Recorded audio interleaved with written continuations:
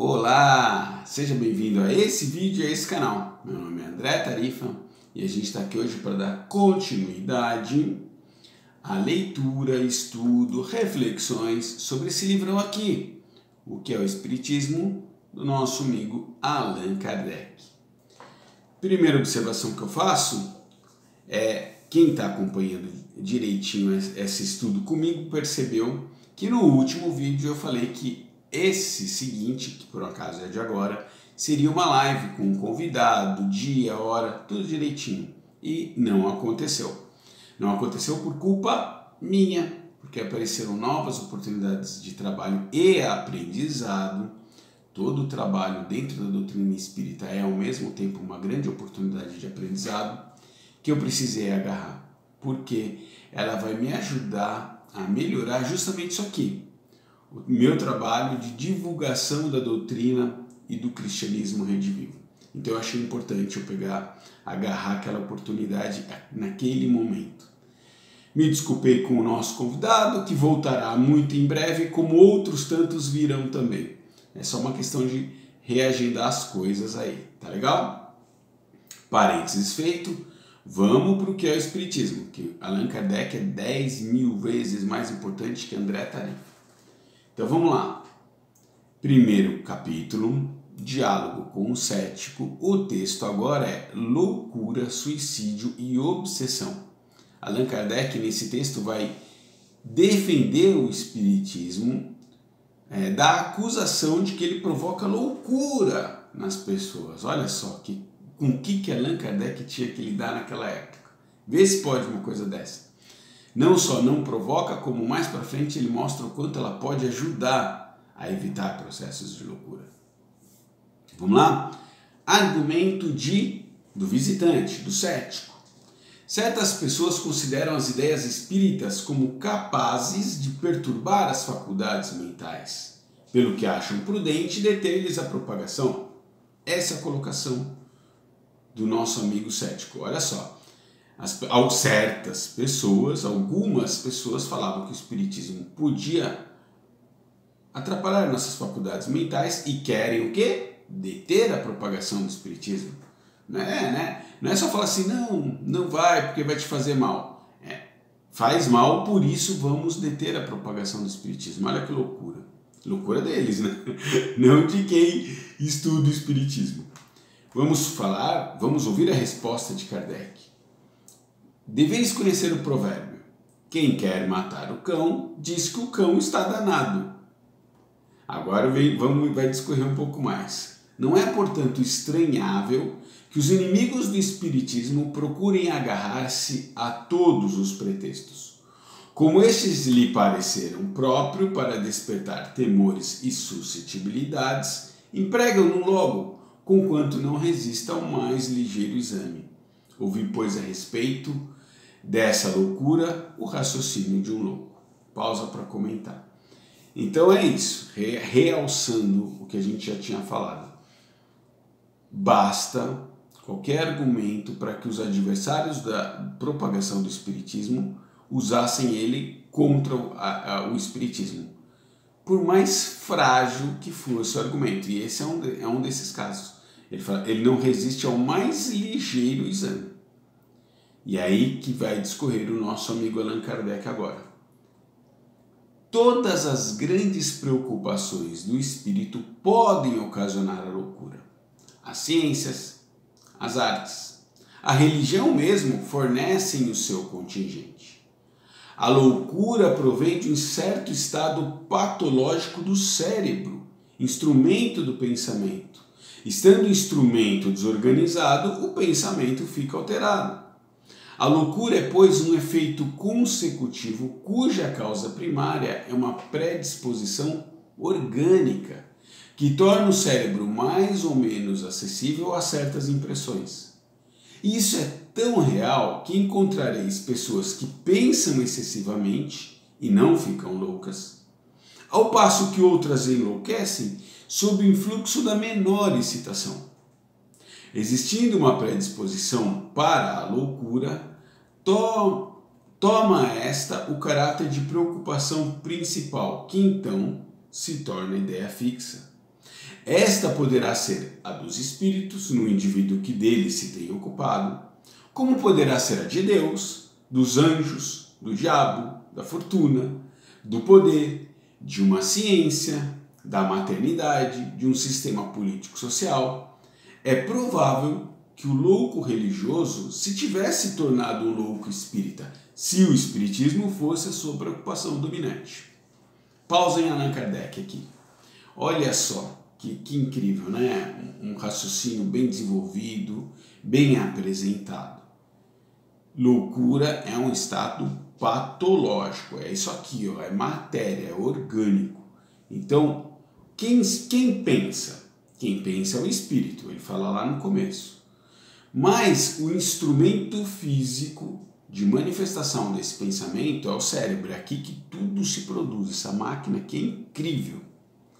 Se a máquina tem um probleminha ou uma predisposição, ela vai apresentar limitações ao pensamento do espírito.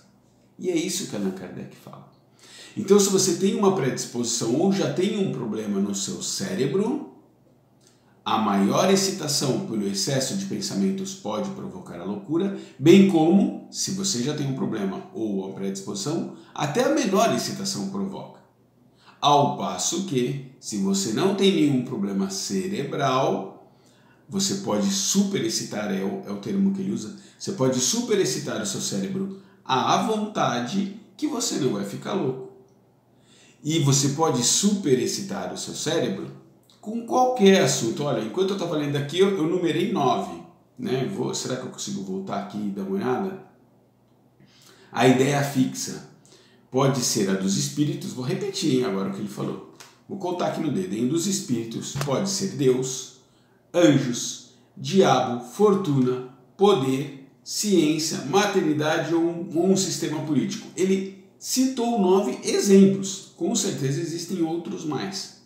Dentro de ciência, infindável, né?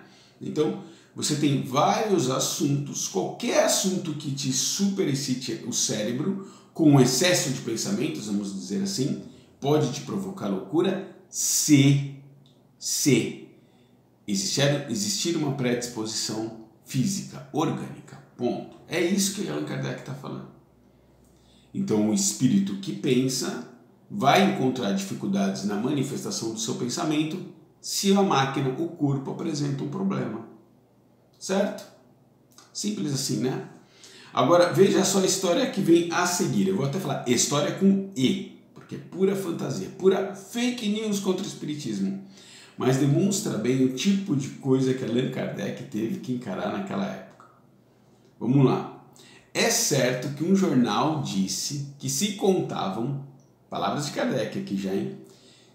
É certo que um jornal disse que se contavam só em uma localidade da América, de cujo nome não me recordo, 4.000 casos de loucura espírita.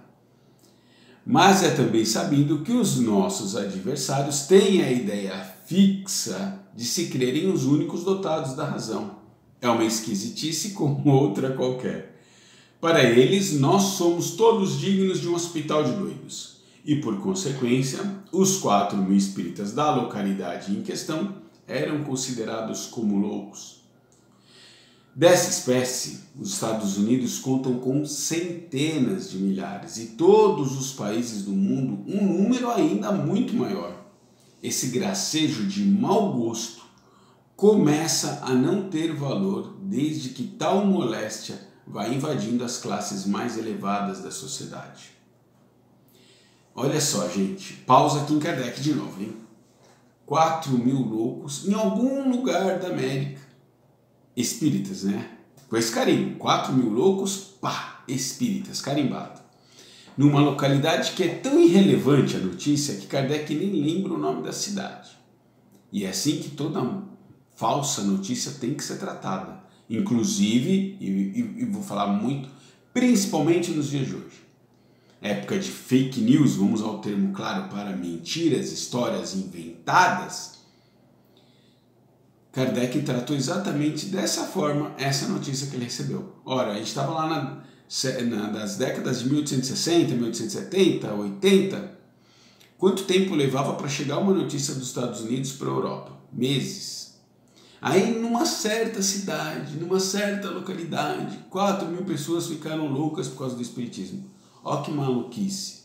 Foi assim que chegou na Europa e lógico que os inimigos ou adversários da doutrina plantaram essa notícia lá. Falou, opa, vamos pegar aqui, vamos usar. É mais um argumento para a gente usar contra essa doutrina que nós estamos combatendo.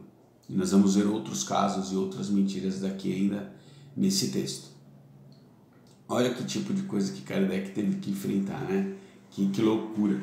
E ele fala, 4.000 casos de loucura nessa localidade, mas na verdade os Estados Unidos já tem um número muito maior de loucos, bem como no mundo inteiro. E é uma pena que usem essa doutrina como uma das desculpas, uma das razões para isso. Né? Deviam se preocupar, na verdade, por que está tanta gente ficando louca, o que está acontecendo e buscar a solução para isso. Não ficar apontando culpados ou inventando culpados. Bom, aí vai vir uma outra história agora, e eu vou apresentar a citação de Kardec, vou fazer uma pausa porque ele cita o nome de uma pessoa especificamente. E eu fui dar uma estudadinha para descobrir que era, porque eu não tinha nunca tinha ouvido falar do dito cujo aqui. Mas também é um argumento importante que ele usa em defesa do espiritismo, então eu achei importante pesquisar um pouquinho. Kardec falando, hein? Falam muito do caso de Victor Hennequin. Eu estou lendo assim, nem sei se a pronúncia está certa. Mas se esquecem que antes de se ocupar com os espíritos, já ele havia dado provas de excentricidade nas suas ideias.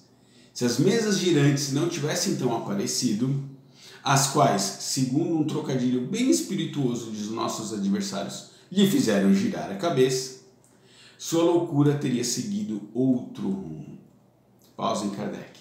Gostei da piadinha aqui que os adversários faziam, até Kardec achou espirituosa. As mesas girantes faziam girar a cabeça das pessoas que seguiam a doutrina, por isso que a gente ficava maluco, vê se pode. Mas quem foi Victor Hennequin? Né? Por que Kardec usou ele como exemplo de um dos casos de pseudo-loucura causada pelo espiritismo? Quer dizer, pseudo-loucura não, a loucura de fato existiu, mas por que não foi causada pelo espiritismo? Victor Hennequin viveu entre 1816 a 1854. Primeira observação que eu faço, ele desencarnou antes da publicação do Livro dos Espíritos, 4 anos antes. Então já tem uma informação importante aí. Ele se envolveu foi com os fenômenos das mesas girantes. Não tinha nada a ver com o espiritismo naquele instante. Uma coisa, outra coisa, outra coisa. Depois, a partir da curiosidade de Kardec com aqueles fenômenos, toda a doutrina e uma nova ciência e filosofia se desenvolveu, que é o espiritismo. Então, esse jovem, que era político, que era um advogado, se envolveu com política, era muito ativo, e com o golpe na França em 1851, ele é afastado das atividades políticas. E aí ele foi, na sua inatividade, conheceu o fenômeno das mesas girantes, se envolveu com fenômenos mediúnicos. Ele inclusive se intitulou, olha só, um médium instrumento para as revelações divinas na Terra. Ele se intitulou uma obra, um instrumento para revelações divinas no planeta Terra. Ele morreu mesmo, e ele publicou um livro sobre isso, inclusive. Aliás, é bem maluco o jeito que ele descreve Deus. Ele coloca Deus como um grande pólipo que vive no interior do planeta, com antenas. Você já vê que a pessoa já estava desequilibrada antes, já tinha propensões anteriores. E ele morreu mesmo, internado numa clínica, nas consequências de um paroxismo maníaco. Esse paroxismo são acessos, convulsões, agonias que ele tinha, essas manifestações físicas da loucura, né? É isso, ele morreu disso num hospital, num hospício.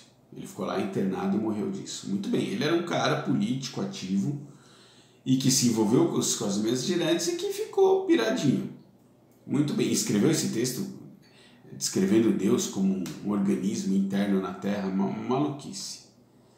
Um tempo depois, um escritor, cadê o nome dele aqui, meu Deus? Aqui, um escritor ocultista de nome Eliphas Levi, de novo a minha pronúncia, nem sei se está certa, apresentou o caso de Vitor como um exemplo, aí que tá, dos perigos de se tentar desenvolver os poderes mediúnicos. E ele escreveu assim: os esforços reiterados de uma pessoa saudável para desenvolver as faculdades mediúnicas causam fadiga, doenças e podem até mesmo perturbar a razão. Fim do parênteses. Então é isso aqui. Victor Hennequin é essa pessoa, um jovem político ativo francês que foi afastado das suas atividades políticas por um golpe político. Se envolveu com os fenômenos da mesa, começou a achar que ele era o cara, escreveu um livro onde ele se autodenominava um instrumento de Deus na Terra, foi internado numa instituição, num manicômio, num hospício, e morreu lá por causa dessas convulsões, desses acessos todos que ele teve. Então veja bem, ele tinha um problema patológico, ponto. O fato dele ter se envolvido com os fenômenos mediúnicos ou com das mesas girantes é só mais um fato dentro da vida dele. Ele já tinha, segundo Kardec, até manifestado ideias muito diferentes antes do contato com as mesas girantes. Então, era alguém conhecido, era uma pessoa na sociedade parisiense, alguém muito conhecido. Então, se sabia, o Kardec sabia da pré-história dele, da história antes dos fenômenos mediúnicos. E foi isso que aconteceu. E aí vem esse senhor, que é um escritor ocultista, e fala que Victor Hennequin ficou maluco porque é perigoso se desenvolver as faculdades mediúnicas para uma pessoa saudável. Provoca fadiga, doenças e pode perturbar a razão.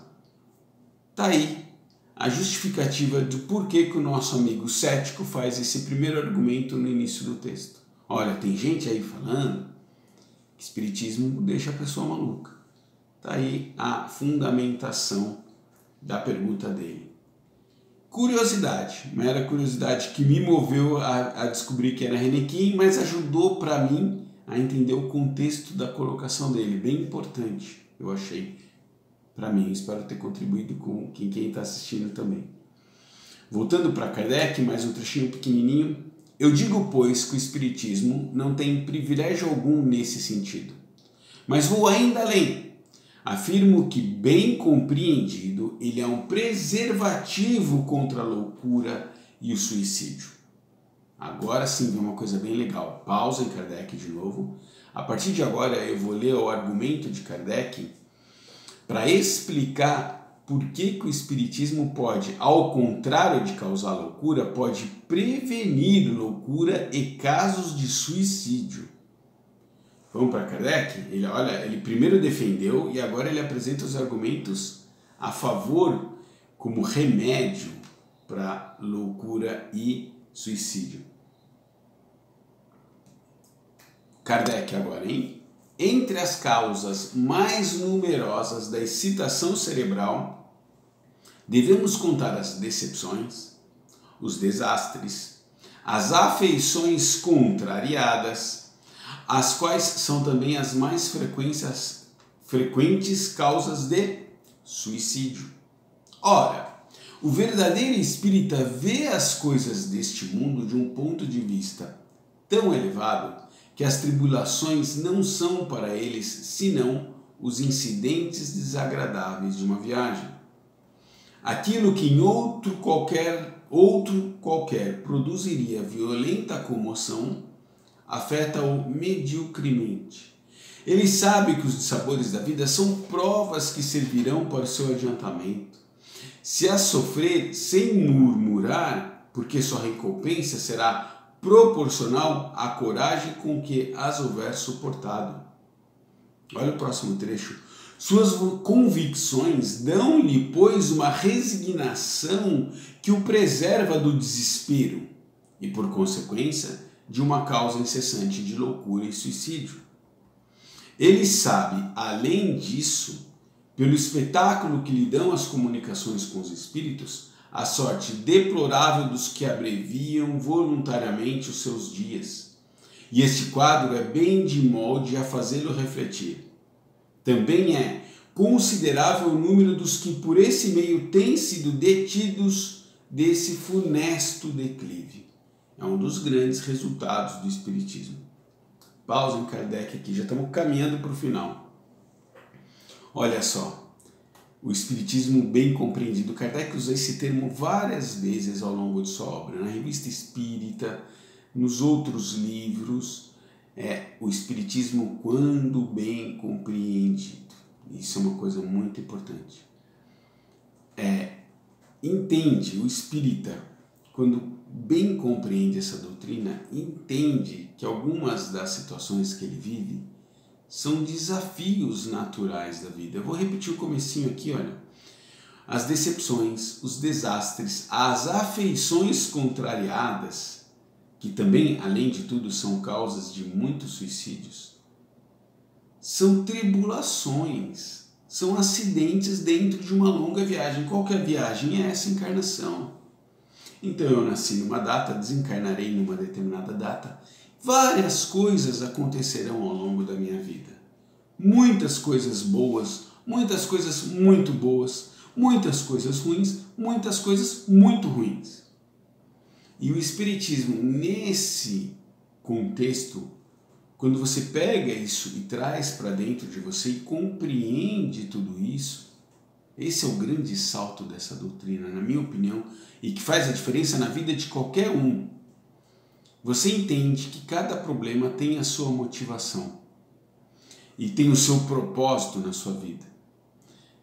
E você vai entender dessa forma, não é uma tragédia, não é algo que não tenha reparo, que não tenha conserto, que acabou com a sua vida. Não. É uma história, é um processo. O que eu tenho para aprender com isso? Eu vou me resignar. Se eu de fato acredito em tudo que essa doutrina me traz, eu vou ter mais ferramentas e forças para enfrentar esse problema. Vou me resignar. E então, em vez de ser uma coisa gigantesca, ela passa a ser um problema do tamanho que o problema é. Ponto. Ponto. E isso me ajuda a manter o equilíbrio, logo eu não vou ficar louco, bem como vai evitar processos de suicídio. Por quê? Porque no segundo momento ele ainda fala a coisa mais... que hoje, gente, em 2020, tem muito mais história do que tinha naquela época. As mensagens que vêm do plano espiritual que mostram as consequências para o espírito daquele que terminou a vida por conta própria, né? Vamos dizer assim, aquele que suicidou na encarnação. Nessa época você tinha um certo número de comunicações, hoje, 160 anos depois, temos muito mais. Então, não tem desculpa para isso. Ah, André, mas eu conheço espírita que se suicidou. E eu vou falar para você que está assistindo o vídeo que eu também conheço. Conhecia.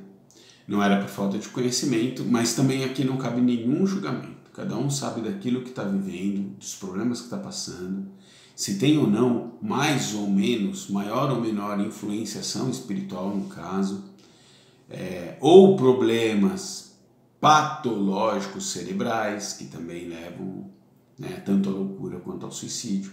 Então, ninguém vai julgar ninguém aqui, pelo amor de Deus. Espírita também suicida, mas tem mais instrumentos, tem mais ferramentas para manter o equilíbrio, primeiro, diante de todas as dificuldades e problemas que a vida apresenta, os emocionais em especial, né? Ele até cita o problema das afeições, das relações afetivas que causam tanto casos de loucura ou desequilíbrios, né? No geral, quanto até no extremo o suicídio. Alguém se suicida por causa de uma desilusão amorosa. Esse é o caso que Kardec aqui começa a elencar, começa a apresentar o porquê que o Espiritismo não só não causa loucura, nem o suicídio, como ajuda a prevenir os dois casos. E eu achei simples, puro, direto, didático, o que o nosso mestre da educação, Allan Kardec, nos escreve aqui nesse texto. Vamos caminhar para o final? Palavras de Kardec de novo. Agora que fala do diabo, que eu comentei lá no começo. Em o número das causas de loucura, devemos também colocar o medo, principalmente do diabo, que já tem desarranjado mais de um cérebro. Sabe-se o número de vítimas que se tem feito ferindo as imaginações fracas com esse painel que, por detalhes horrorosos, capricham em tornar mais assustador. O diabo, dizem, só causa medo às crianças. É um freio para corrigi-las. Sim, como o bicho-papão e o lobisomem, que as contém por algum tempo. Tornando-se elas piores que antes, quando lhes perdem o medo. Mas, em troca desse pequeno resultado, não contam as epilepsias que têm sua origem nesse abalo de cérebros tão delicados. Vamos lá, pausa aqui em Kardec de novo. O diabo usado como ferramenta, como instrumento para causar medo, é um caso apontado por Kardec de origem de loucuras. Ora, há quantos milênios nós temos usado o diabo, o mal encarnado ou desencarnado, o mal de qualquer forma, a personificação do mal, como instrumento para botar medo nas pessoas. E com isso eu controlo as massas, eu controlo as pessoas. Líderes religiosos de todos os tempos têm feito isso, de outras tantas religiões. Esse, aliás, é um problema que o Espiritismo resolve maravilhosamente quando fala: não existe diabo. Ponto final. Você está com alguma dúvida ainda até agora? Ponto final. Não existe diabo. Mas, para outras religiões, o diabo é uma ferramenta maravilhosa. Maravilhosa. Aquele súdito cego de uma fé cega que não pensa e que não raciocina por si próprio, ele tem esse poder, mas ele não usa porque ele prefere seguir o que os outros lhe mandam. Aquele súdito, ele faz o que o líder espiritual bem entender, desde que ele use o diabo como ameaça.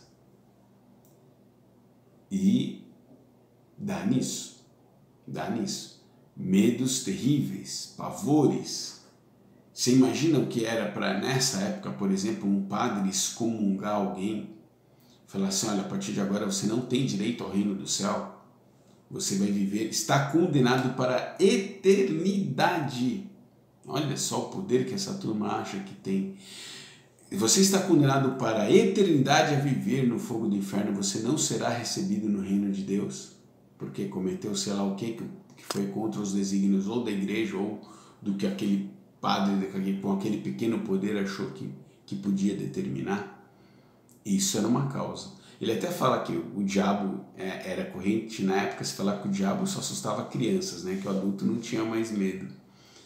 E ele fala, tanto quanto o bicho-papão e o lobisomem. Mas esquecem que esse medo provocava... poxa, gente, emoções têm efeitos no corpo físico, não tem? Todo mundo aqui sabe. Você somatiza emoções. Você tem... tremedeira, você tem uma elevação de batimento cardíaco, a tua pressão sobe ou desce dependendo da emoção que você está sentindo. São infinitos os casos de problemas psicológicos que se refletem no corpo. Entre elas, por que não um abalo psicológico, um ataque epilético por um estalado que teve como gatilho um medo, um pavor que uma pessoa tem. Tem casos assim, eu tenho certeza que tem, eu já vi casos assim. E se algum psicólogo ou psiquiatra quiser contribuir no comentário aí, por um acaso ver, pode falar. Então, o medo usado como instrumento e que no final das contas, vamos usar um termo popular hoje, dá ruim, a pessoa acaba ficando louca por causa disso. Agora Kardec vai falar, para terminar o texto, hein, gente, da diferença da loucura para a obsessão. que também é importante. Aqui no meio espírita a gente eventualmente confunde esses conceitos. E é importante separar. Existem loucos, existem obsediados, existem pessoas que são tratadas como loucas, mas que são obsediadas. E é uma bagunça, mas cada caso é um caso. Você não pode botar todo mundo na mesma panela. Ah, todo louco é um obsediado. Não. Tem predisposições, como ele bem descreveu aqui, patológicas, que às vezes não tem fundamento ou causa em nenhuma questão espiritual. Tá legal? Vamos lá. Não confundamos, Kardec agora, hein? Não confundamos a loucura patológica com a obsessão. Esta não provém de lesão alguma cerebral, mas da subjugação que espíritos malévolos exercem sobre certos indivíduos e que muitas vezes têm as aparências de loucura propriamente ditas.